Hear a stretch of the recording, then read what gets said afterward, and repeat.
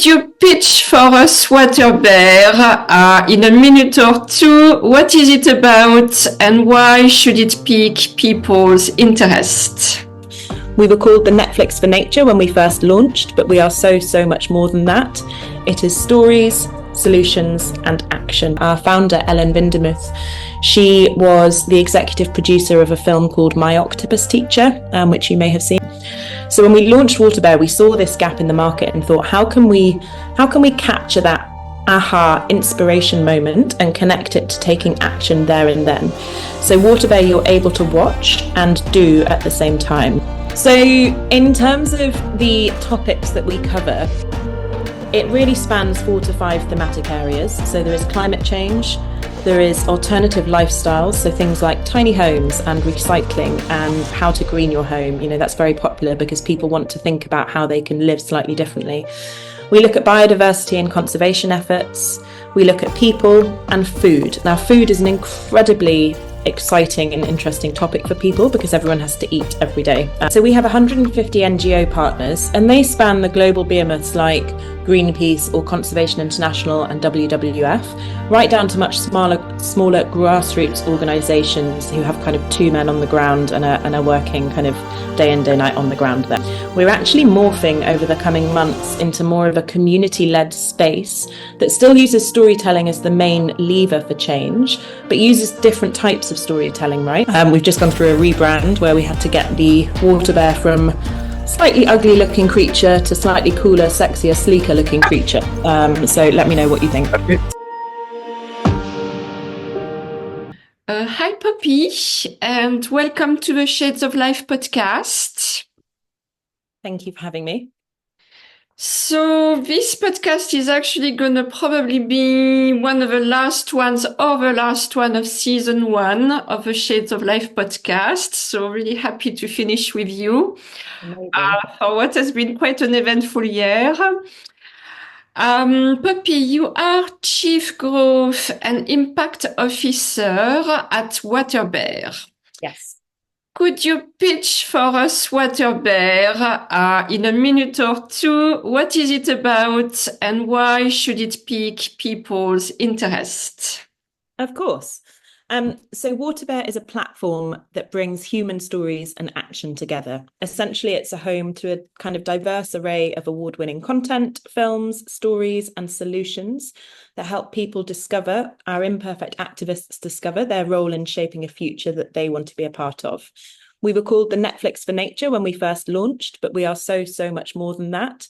It is stories, solutions, and action. And we hope that people download the app for free, access the wealth of content and solutions, and do something to make our planet a better place. Ooh, we need to talk about the app because I was one of the very early subscribers to the online platform, but I actually don't have the app. So So the app you can download for free, and it's very similar to the online platform, but you can access it on the go on your phone at all times. Okay, amazing. So you did mention that when you launched WaterBear, obviously people were referring to Netflix quite a lot. And if people check you out, they will understand why. Overall, what would you say makes WaterBear different and particularly interesting? Why should I tune into WaterBear instead of Netflix in particular?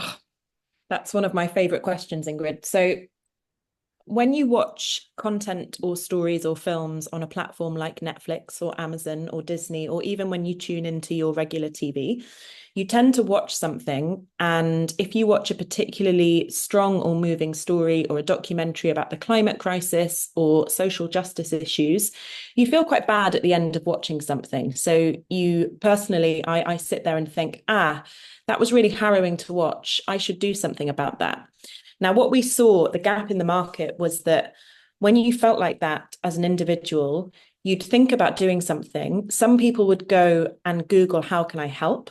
You're met with millions of results in kind of 0.01 seconds. It's crazy. Other people would think, I can't do anything about that. There's no means to do anything about that while I'm watching on Netflix. I might as well just tune over to my regular show and kind of forget about it and move on. So when we launched WaterBear, we saw this gap in the market and thought, how can we capture that aha inspiration moment and connect it to taking action there and then? So WaterBear, you're able to watch and do at the same time. And doing might be signing a petition, it might be downloading more information or a toolkit on how you can help. It might be as simple as following an NGO. We have 150 NGO partners on the platform that we have access to, but it gives people or empowers imperfect activists, that's what we call our consumers or our audience, the tools to do something there and then so that they feel like they are a part of the solution rather than separate from the solution. So if I was to say that's the main reason I think everyone should tune into the films and stories and content on the platform. That sounds absolutely wonderful. Yes, because there is always this question of what's the next step, as you say, once you've been incentivized about a cause. So that's absolutely wonderful. So could you tell us when was the platform WaterBear created, and what was the motivation behind it originally? Because I think you were already part of the early team, weren't you? Yes. Yeah. So we launched the platform in December 2020, so deepest, darkest, crazy pandemic time. I Um, remember. and we'd been working on it for a long time before that. And we're nearly 4 years to the day that we launched, which is crazy to think time has gone so quickly. But it really came from that core mission of wanting to use stories to encourage people to do something, to inspire people, to motivate people, and encourage them to feel part of that solution I just mentioned. Our first investor and one of our kind of main founder, so there were a few of us on the founding team, and our founder, Ellen Vindemuth, she was the executive producer of a film called My Octopus Teacher, which you may have seen. It's a Of beautiful film. course, yes, one of my favorites. Good to hear. Good to hear. And so while she was working on that project, she was also coming up with the idea of WaterBear and kind of we sat around a table, a small group of us who wanted to affect change using media. And we then took that idea to market and launched, as I mentioned, in December 2020. So amazing. And we can see My Octopus Teacher went on winning an Oscar. I think Yes, exactly. So we were working on that Oscar campaign as we were launching WaterBear. It was a crazy time. yeah, we're going to talk about the films on their platform, but that's definitely one of my favorites. Really, such a good one. So can you tell us, because I'm not sure people really know the meaning of WaterBear. So what does WaterBear mean? And why was it so significant as a name for the platform when you chose it? Do you know that's the question we get asked the most, I think. Because some people know what a water bear is, some don't. I certainly didn't before I started working with water bear. So a water bear or a moss piglet or a tardigrade, as some might know the name more colloquially named, is the tiniest microscopic animal on the planet or creature on the planet. You can't see them; they're absolutely tiny, but they are the most resilient animals on the planet or life forms on the planet. And we loved the moniker of the water bear because it represents how resilient nature can be if you just give it some time and space to breathe. A funny kind of anecdotal story, when we launched WaterBear, there was a news article, I think it was in the BBC from memory, saying water bears have landed on the moon. And we were getting messages from friends saying, oh my goodness, like, how big is your PR budget? Did you manage to get water bears on the moon? And we were like, we couldn't have timed a better news article. But no, we didn't fly water bears to the moon. They were found there because they are that resilient. So that's where the name comes from. I have to say, it is a branding nightmare. It is a very, very strange looking creature. So definitely Google if you don't know what they look like. We've just gone through a rebrand where we had to get the water bear from slightly ugly looking creature to slightly cooler, sexier, sleeker looking creature. So let me know what you think. That's brilliant. Do you know if it's like one of these creatures, if we call it like this, that has survived, mass extinctions or Exactly that. nuclear? Yeah, Yeah. exactly that. So they can survive Nuclear attacks, they can survive mass extinctions. They truly outlive us all. So, and we really believe that nature has the power to thrive and can do that if we give it that space. Amazing. So being thumbs up to water bears, obviously. So Yes. I'm gonna refer to a word you use as part of your messages, doomerism. So I did Google it, and doomerism is a nihilistic mindset that involves extreme pessimism about the environment and climate change. Climate doomers may also believe that climate action is pointless because it cannot be stopped. We do know a lot of people have anxiety around this topic, and that sometimes, the change that's needed looks so huge that it can also be seen as very overwhelming, and yeah, it can bring pessimism. So in your own words, one of your objectives with WaterBear is to turn doomerism into do more-ism. Can you expand on this idea for us and explain it? Of course, it's my favorite marketing line of the business. Good But one. yeah, yeah. So the idea of doomerism, the idea of apathy, the idea of I can't help with this crisis, it's too big. We really wanted to use our platform to turn that frame of mind into, as you've just outlined very well, doomerism. I think for years and years, content, communications, stories, whatever they may be around the climate crisis have been particularly negative, particularly if you open a newspaper, right? I think I do it regularly. I will open an app, a news app on my phone and close it instantly because I'm like, I can't handle that. I've got a crazy, crazy day. I've got bills to pay. I've got a work team. I've got too much going on. I can't also face the climate crisis through my news. So I switch off and I go and look at Instagram or WhatsApp. That's terrible, isn't it? But that's what happens, and that's the consumer experience. That's what we all do, I think, unless you're a superhuman.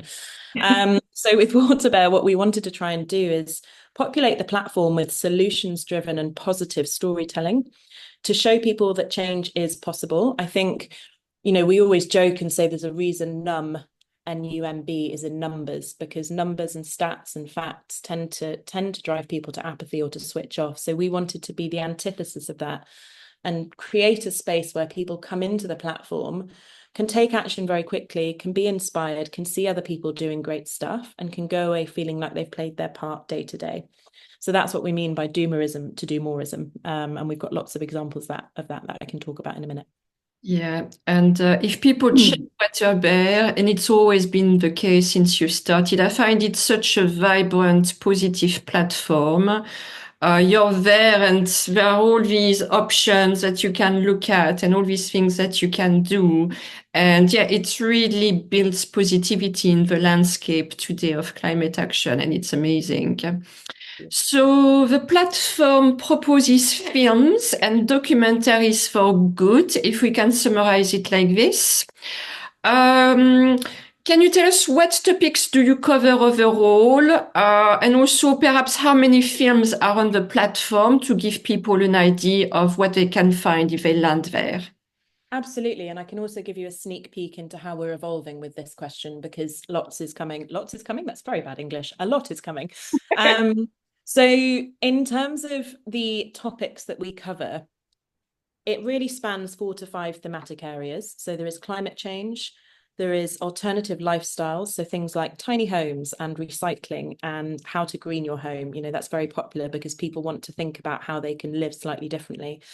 We look at biodiversity and conservation efforts. We look at people and food. Now, food is an incredibly exciting and interesting topic for people because everyone has to eat every day. So we see a lot of traction with food content. In terms of how many films are on the platform, we have over 1,000 films on the platform at the moment, and they really range from 2 to 3 minute short films to feature length films that people kind of might have seen elsewhere, but we have aggregated on the platform to show that there are lots of different ways of accessing these topic areas. Now, on the platform currently, it feels very film led, so it feels a little bit streamer platform. We're actually morphing over the coming months into more of a community led space that still uses storytelling as the main lever for change, but uses different types of storytelling, right? So people get very embarrassed when I say this on any kind of podcast or when I say it to the team, but I really like reality TV. I will put my hands up and say sometimes a glass of wine Popular, so I think yeah, it's a popular opinion. no, and you know, Love is Blind and a glass of white wine on a weeknight is an ideal evening. So how can we start making content that appeals to someone like that, right? So let's not just stick to documentaries. Let's start thinking about entertainment and impact. How can we use impact as the Trojan horse? Entertainment as the Trojan horse for impact. And then on top of that, you've got some people who don't engage with films, right? So they need to engage with a long form article, as an example, or it might be TikTok, or it might be a podcast. So we're starting to think about how we can build an offering on our platform and our app that gives different people different ways of getting into these quite challenging topics, but appeals to a broader range of people. And then also the community functionality. You know, we've just done months and months of research, and unsurprisingly, the biggest insight is that people feel very alone when it comes to things like the climate crisis. So how can we start connecting people to other people? How can we start having functionality around, maybe it's liking and sharing and talking and seeing who else is going to a beach cleanup, so you can start connecting with like-minded people. You can tell that it's 5 p.m. that we're recording this and I'm stumbling over my words, but yes, that's where we're going as an Yes. No, that's amazing. You know, one of the pillars of the mag and the podcast is to look at climate action through an entertaining lens. So we've covered a lot around the arts. Obviously, I do consider film and filmmaking as a form of art, yeah. obviously. But that's great that you're looking at expanding it even further. That's super interesting because, as you say, I hear that a lot in the climate space. You know, people don't want to be lectured. We don't want always the serious facts. You need to laugh as well. You need to have a good time. You need to connect. That's what it is all about as well. If we want it to work better and better. It's funny, I met a comedian recently, but he's a climate comedian, and he focuses on climate comedy. And I'm like, that's such a great way of accessing a totally different audience, because there are so many comedian fans out there. So yeah, I totally agree. Yeah. So I think you work with what you call hundreds of planet partners. I love that term, planet partner. Both brands and NGOs, and you partner with them to produce original content that entertain people into action by making it effortlessly easy. So could you tell us about these partners? Who are they? How do you work with them to give us a flavor about this? Because again, one thing I really like, which is expanding on what you just said, is that, you know, it is a community at the end of the day, and it is about connecting with the community. Yeah, absolutely. And I think when you think of the UN Sustainable Development Goals, number 17, which is partnerships with the goals, right? It's so fundamental to acknowledge as a business or as an individual that we can't do this alone, which is why we engage with and work with Planet Partners, which is I love the name too. But we have 150 NGO partners, and they span the global behemoths like Greenpeace or Conservation International and WWF, right down to much smaller grassroots organizations who have kind of two men on the ground and are working kind of day in, day night on the ground there, right? So with the NGOs, we look at how we can help to produce content. We're starting to think about an NGO newsroom. We're starting to think about how we editorialize NGO campaigns. We connect NGO campaigns to films that we have on the platform. So there's a huge NGO kind of route there. How can we bring NGOs front and center to our audience? And then on the other side, we recognize that brands sit at the heart of culture, right?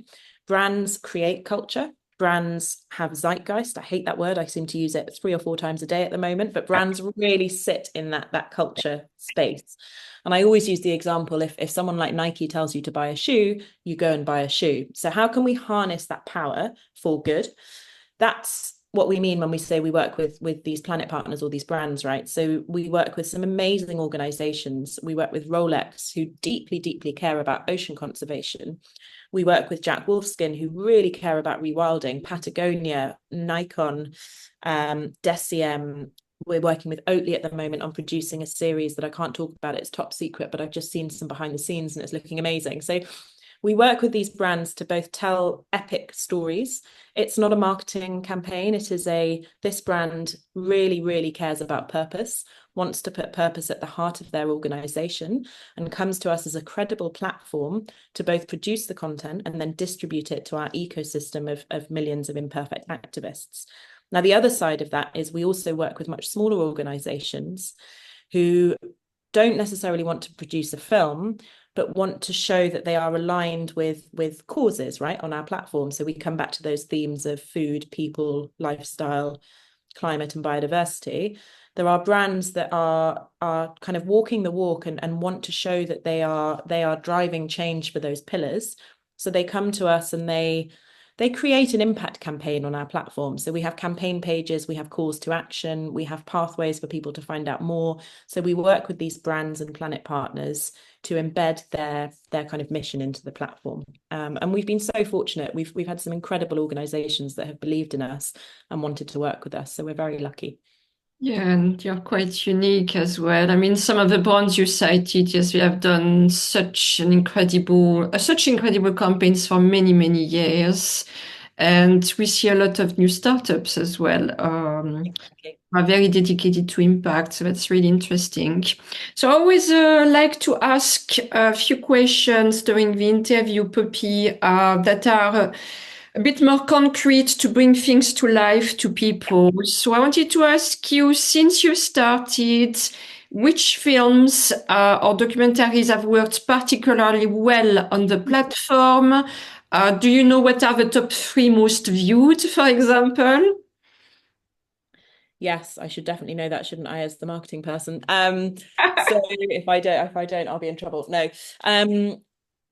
Lots, but films perform very differently. It's funny because it also depends on how you're building a campaign around something and what's trending at that time in the world, and what's kind of popular and what impact themes are out there in the world at the moment. But the kind of top performing themes are alternative lifestyles and food, as I mentioned. And I think that is purely because from it's not a selfish perspective, but people want to know how they can individually do better. A film that did very, very well on the platform was a film called Slay, which is about the darker side of the fashion industry. And we launched that, I think it was about 18 months ago now. And the focus of that film was how could we encourage next generation fashion designers to start thinking about using alternative materials in their fashion design? So we looked at how we could facilitate screenings across Europe in fashion schools, and looked at sentiment before the film and sentiment after the film, and then checked back in a few months later to check that kind of sentiment hadn't shifted. So that film performed very well. We also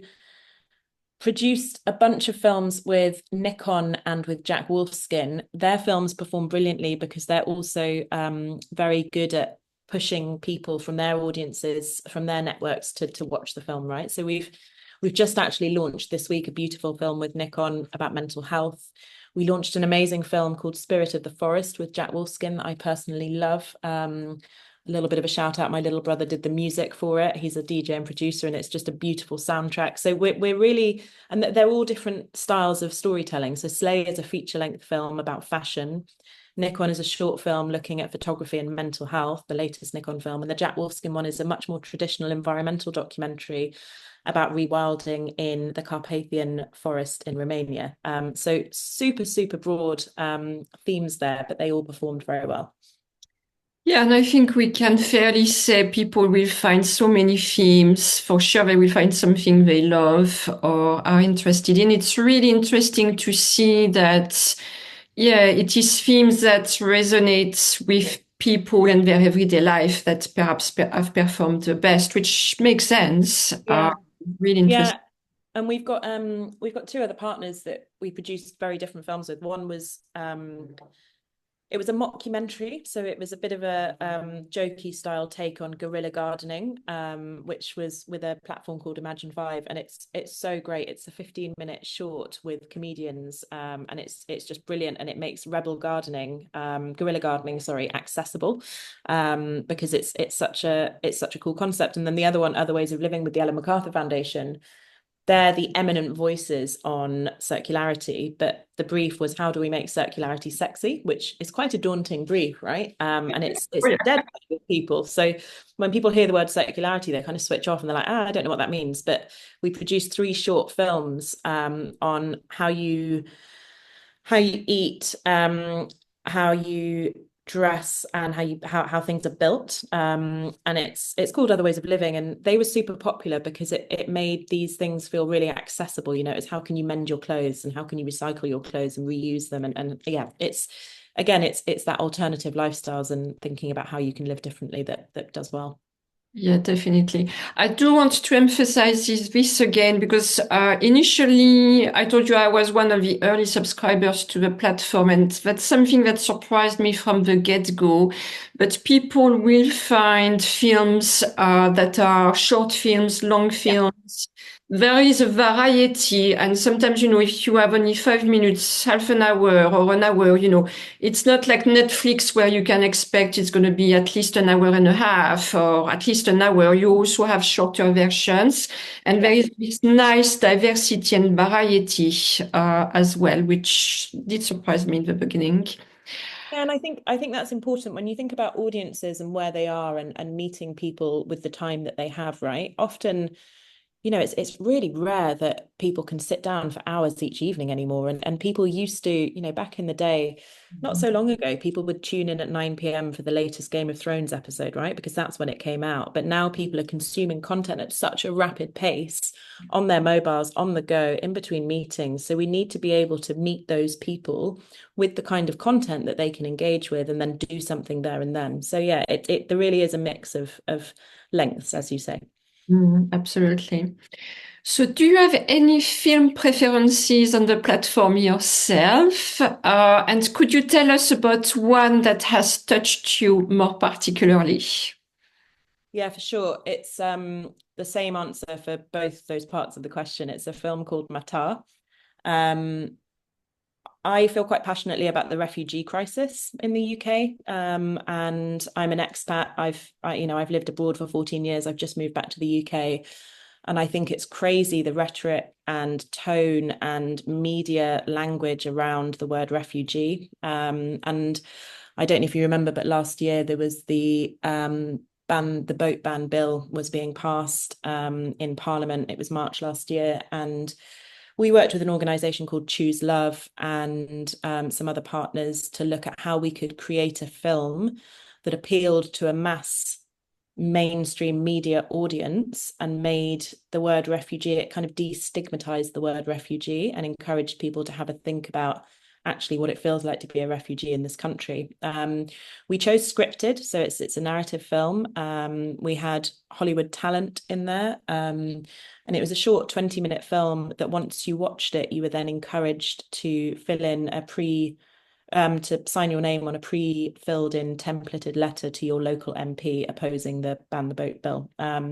So when we launched that film, we had a red carpet or green carpet screening because we work in the environmental space. And we encouraged people to sign these letters. We worked with the local refugee community. We ensured the impact was embedded at every stage of that film. We had an all refugee team, right down to catering on set to talent. And we continued it. It's a topic that, as I mentioned, I feel very strongly about it. I felt so strongly that I rallied some friends to swim across the English Channel last year to raise money for an organisation that helps.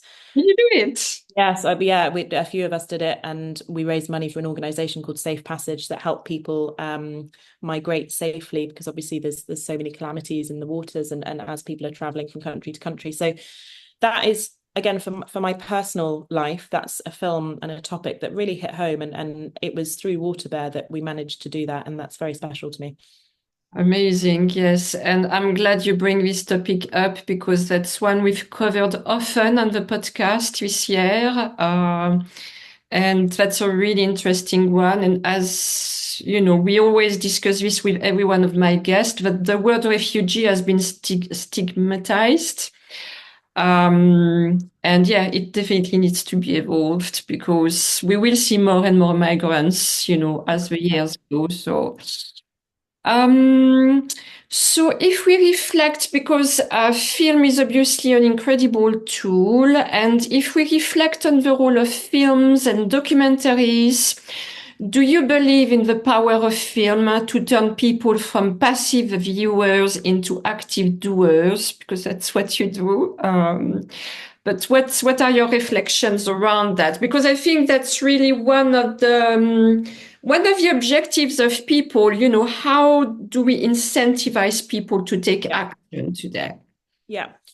So I wholeheartedly believe in that concept and that statement. However, I don't believe that it can always just be one film. I believe in marketing around the film. I believe in partnerships around a film. I believe in journeys. So it might be one film, and then the next week you're served another film, and then the next week you're served a long read about the topic, and then you take action, right? I believe in storytelling as a mechanism to drive action, but I think sometimes a film is so brilliant, like this short film Matar, it was so brilliant that it moved me to action, but it might take someone else who's less familiar with the rhetoric around the refugee crisis much longer to take action, right? So I believe in stories and the creative power they have, but sometimes it's not just one film, it's everything around it that needs to be provided too. Yeah, absolutely. I can't agree more. I'm going to do a little bracket because last night I actually organized a screening of a film around microplastic pollution in the Yeah. ocean, especially in the Pacific Ocean, where there is the Great Garbage Patch. And I did see the documentary this summer in London, and the cinema room was almost empty. Oh, wow. But it was such an important topic, and I'm so touched by it that I decided to organize an event. And then I've got friends working in, ocean conservation, filmmaking, etc., who joined, and we co-organized it. And the room last night was full. We Amazing. invited the filmmaker, we invited a few people working, in ocean conservation and also bringing solutions to the table. And it was incredible. And in my mind, it came from, because it's the same film. Yeah. But then, perhaps there was very low and poor marketing for the first Yeah. cinema session where I was. Whereas we really created a whole community and support community around this event last night. It was full, and the feedback of people has been incredible. And that's exactly what you're saying. Yeah. Oh, It doesn't take only one shot at something. When it's good, it's good. When the topic is worth, it's worth, isn't yeah. it? Yeah, for sure. And I'm so pleased to hear that. Congratulations. I Thank think the most infuriating thing for me and many people in this industry is when you have an incredible film, but there is no call to action or there is no driver at the end. And I can, I won't because I'll get told off, but I can name many films in mass media on the big streaming platforms that had this opportunity because they were, they had the water cooler moment, as we say in media. Everyone wanted to talk about it the next day after they'd seen it. And I was like, if they just had something that said, go and do this, it could have changed stuff. But that's a gripe for another day. But this is why also, I like your term planet partners. I Yeah, think it says it all. thank you. So talking of filmmakers, do you see filmmakers as important change makers, perhaps in the same vein as policymakers, because we all know we need new policy? And in a world that needs collective action and changing narratives in particular, are they the ultimate influencers? What's your opinion? Um, so yes, I think filmmakers have a huge role to play. And I think it's going to become more and more critical. I think when we look at fossil fuel giants and we look at the climate crisis and we look at all of these awful things happening, we have a communications challenge. And I know that's said often and it's the message that people always try to land, but we really do have a communications challenge. And I think there is almost an onus on filmmakers and journalists and media owners. I think there is a pressure there needed to push these people to start thinking about the change they can make with their films. And we work with a lot of award-winning filmmakers, and we have these conversations. Are you going after awards, or do you want to create impact? And ultimately, I think the impact piece is becoming more and more important because you've got a captive audience, you've got film festivals, you've got streaming platforms, you've got a way to get to these people. And I think we all have a responsibility to play our part, and filmmakers are pretty critical in that part.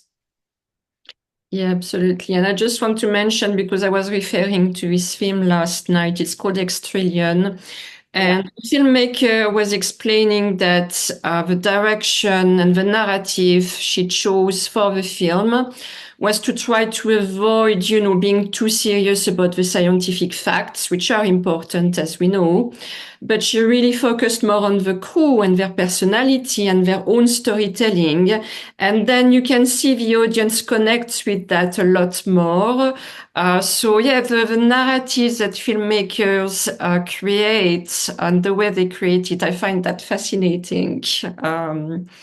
Because it's really the point where you connect with a film or not. Yeah. So, which filmmakers would you say have created a big impact in the world on certain climate or environmental topics and have resonated with people? Would you have some in mind that perhaps you would like to highlight? Yeah, there are two female filmmakers I love, and very different films that I'm going to call out here. One is Rebecca Tickell, who, in partnership with Josh Tickell, made Kiss the Ground and most recently Common Ground. I think that was a really good example of using talent. So this isn't the first time I've said this on here, so I clearly think talent is important, but using Hollywood talent and big names to get a message across about soil, right? And it was a film that went to the streaming platforms, and it raised awareness and educated on a very, I'll say it, dry topic. So I think there's real power there, and those films are great. And then the other one is, I say her name wrong, but it's Wide Al Kataib. And she produced and made a film called For Sama with Edward Watts, who was the other director.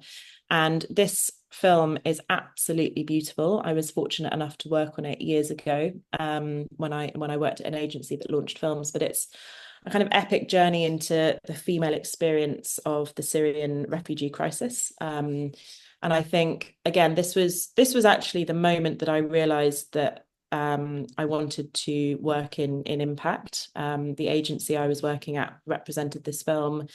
It went on to be BAFTA and Oscar nominated. It was absolutely stunning. And it changed my mind, and it pushed me into impact. And I think if a film can do that, it's very, very powerful. So those are the two filmmakers I'd call out there.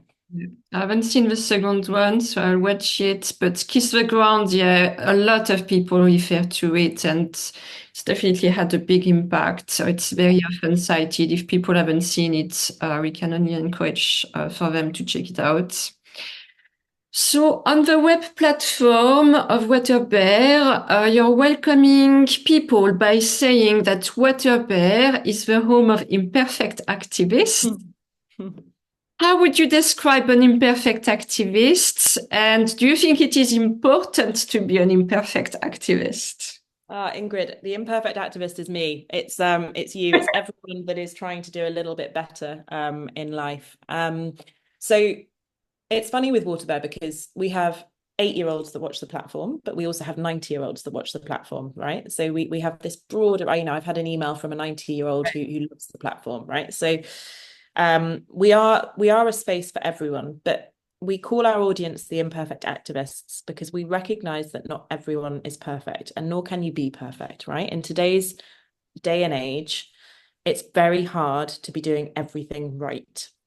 So we wanted to create this space for imperfect activists where they could come and do a little bit right. And by that, I mean, if you're an imperfect activist, you're probably someone who makes sure they recycle every day, right? You try and buy secondhand. My big thing is secondhand clothing. I always try and buy secondhand. But you know what? I've just been targeted by every single jacket I've ever looked at in the Black Friday sale. And I have to say, I just bought a jacket, right? So that is my moment of imperfection. And we need to harness people in their moments of perfection when they're feeling good and they're feeling like they want to do something, and serve them WaterBear content, because that's when we're going to, it's those little acts of perfection that we can harness and drive real change with. But we have to recognize that Not everyone is perfect. I come back to, we watch reality TV. We sometimes order Uber Eats. We sometimes do that Black Friday sale, but we're all trying to do a little bit better in our lives. And that's our audience group.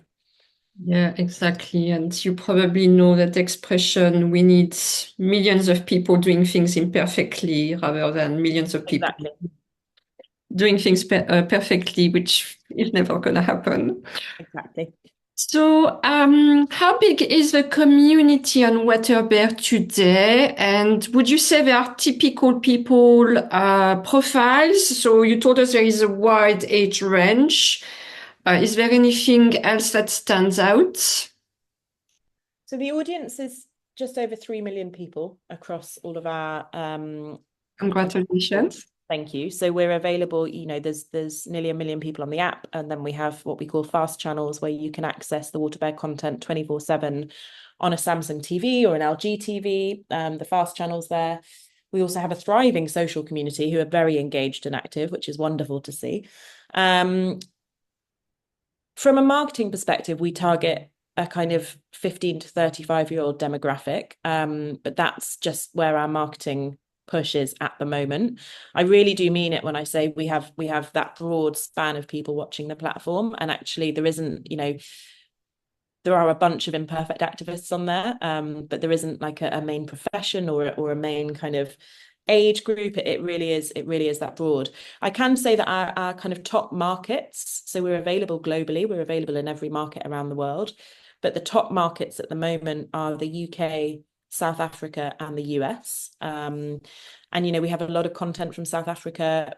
The US is a vast audience, and the UK is where we've done a lot of marketing, so that makes sense. But it really is a global community.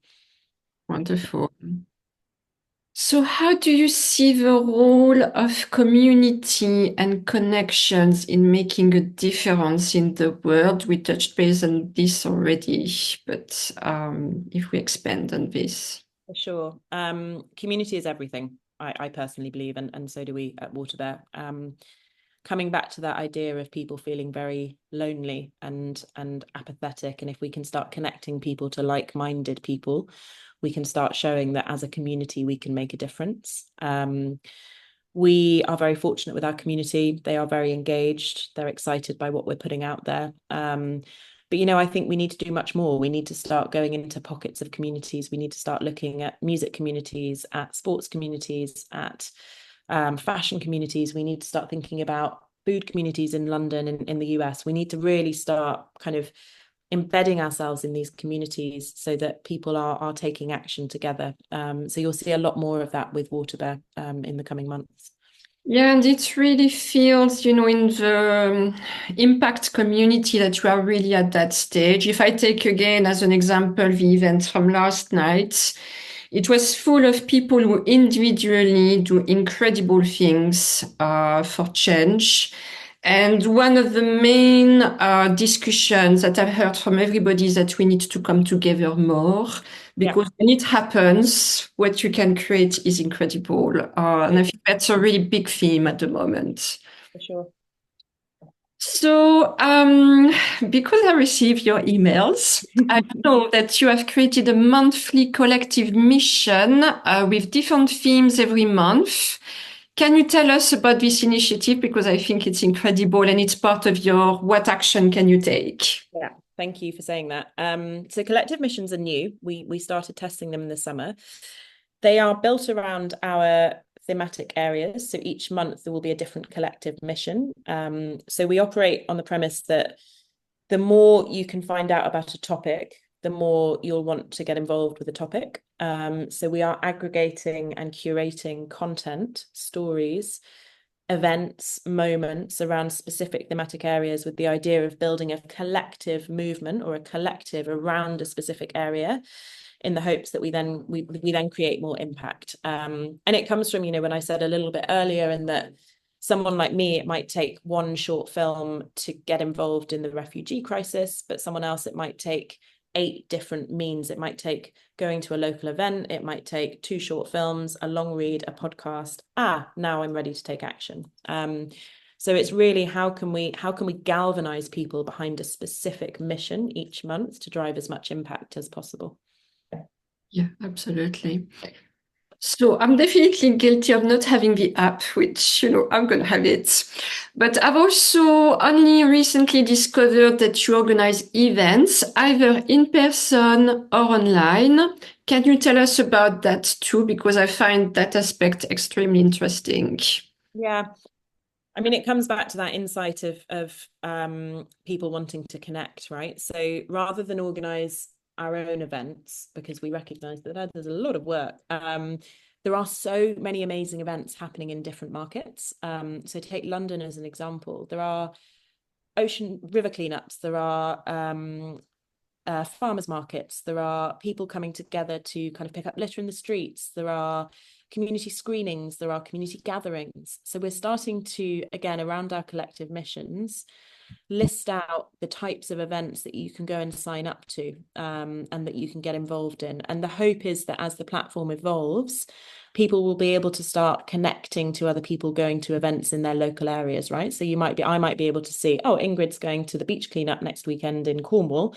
I'm going to go because I've met her at a few other events, and we start building that community around these missions that we're trying to achieve. There are so many things out there, so it's a real curation exercise at the moment, but I'm looking forward to getting more listed up there. Yeah, I love it. I'm definitely gonna check it out regularly because again, I've only discovered this recently and I'm like, oh, that's really looks interesting. When you don't know what you're gonna do this weekend, let's find inspiration on your platform because there are great things happening. Um, so what campaigns would you say you have created that you are the most proud of and why? So we have understood refugees. The refugee crisis is close to your heart, but Yeah. what would you So say? another campaign that I loved, but mainly because it was a bit weird and different, was a film around deep sea mining. Now, deep sea mining is seeing more and more press. It's not a great situation. People wanting to mine the oceans for precious metals and materials.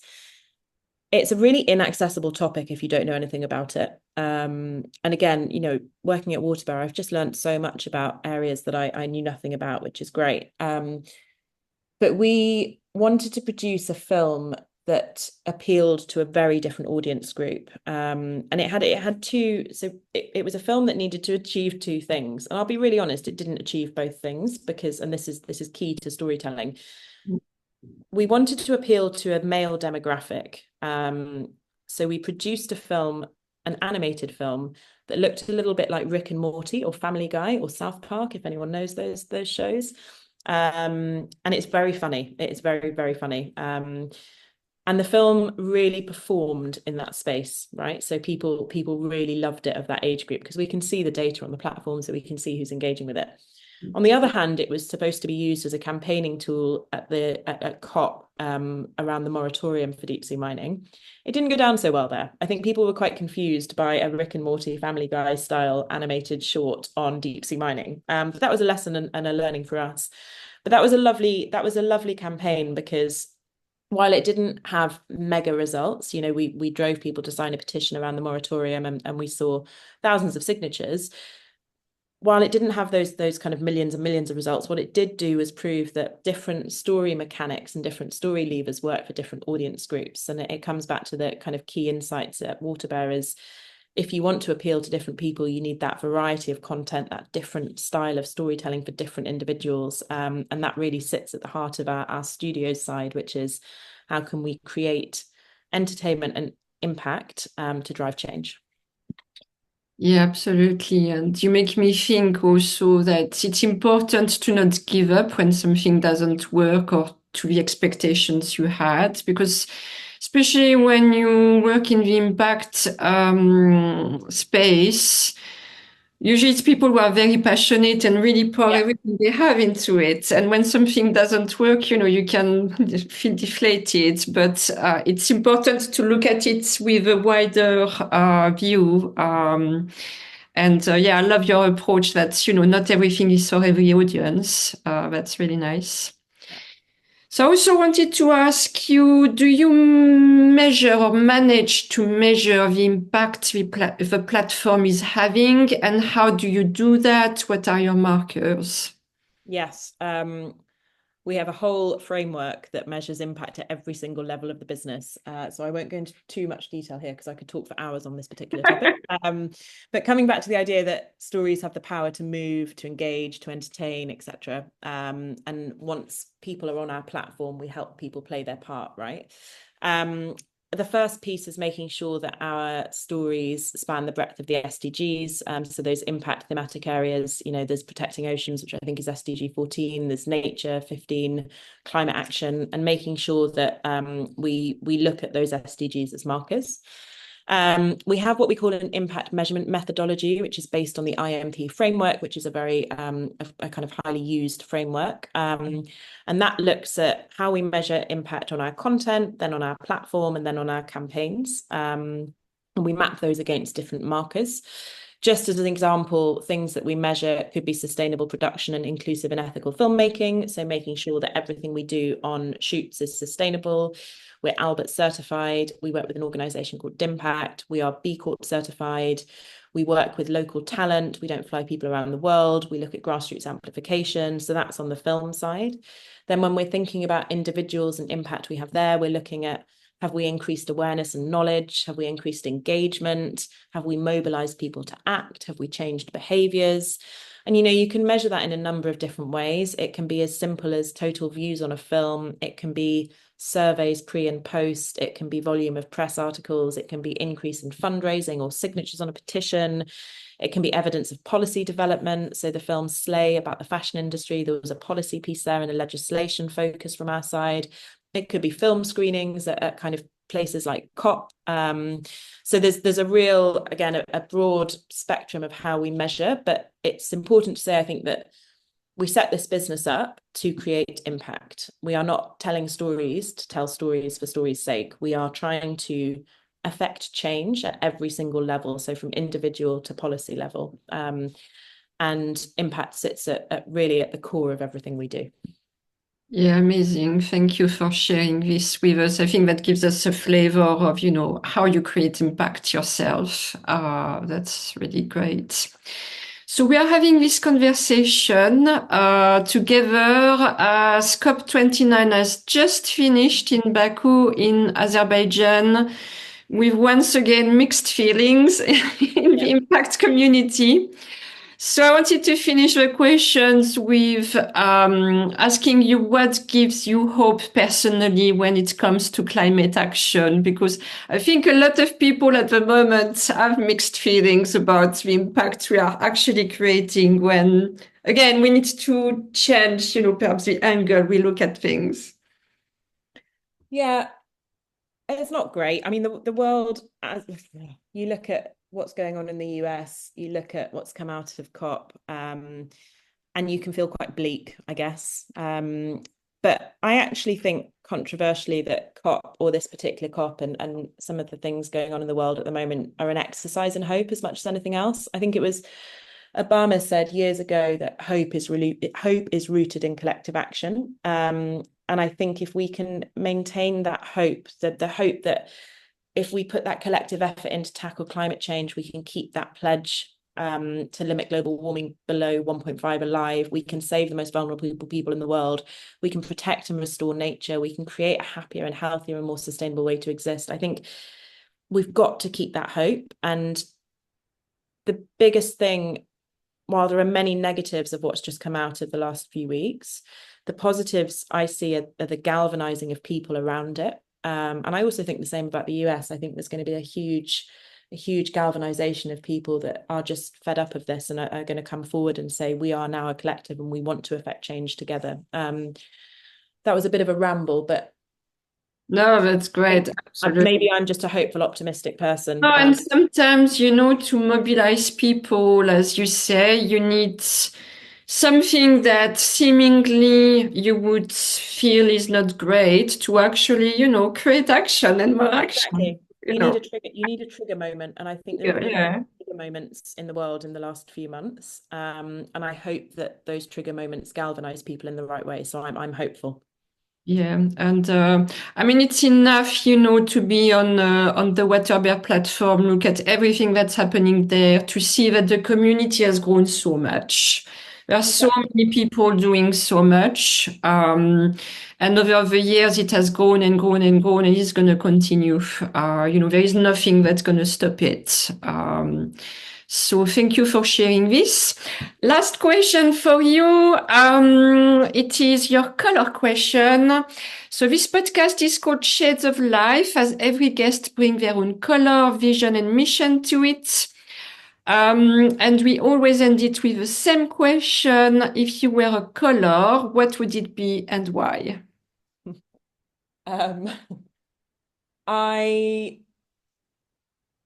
it would be a merging of turquoise and mint green, for many reasons. I'm quite a outgoing, bubbly, clumsy person, and I think turquoise, that color kind of probably is my color. People say it quite a lot. I also have turquoise everything from unprofessional nails in meetings. They're currently shiny Christmas turquoise. So that's my color. But also I think it sounds a bit silly, but I love the idea of green and blues and nature. So it's land and ocean, but they're a little bit more vibrant versions of land and ocean and nature. And I believe in the vibrancy of those things if, again, we could give it a little bit of space to breathe. So Thank you for your positivity. Yeah, I love the color choice. So it is the end of this conversation. Poppy, thank you so much for joining me today and sharing what you do on WaterBear with us. thank you so much for having me. It's been great to chat. Yeah. So I just want to remind people before we finish that they can join WaterBear online for free, right? Yes, exactly. So if they go to waterbear.com and we'll add it to the show notes, they can start watching films and documentaries straight away for free without any ads as well. It's worth mentioning. Hopefully this conversation we had today will inspire you to join this vibrant storytelling community of film lovers and change makers. There is something for everyone, so I really encourage you to check it out. So thank you again, Poppy, and thank you everyone for watching and listening. It's probably going to be the last podcast of the year, so really happy to finish with you. Perfect. Thank you.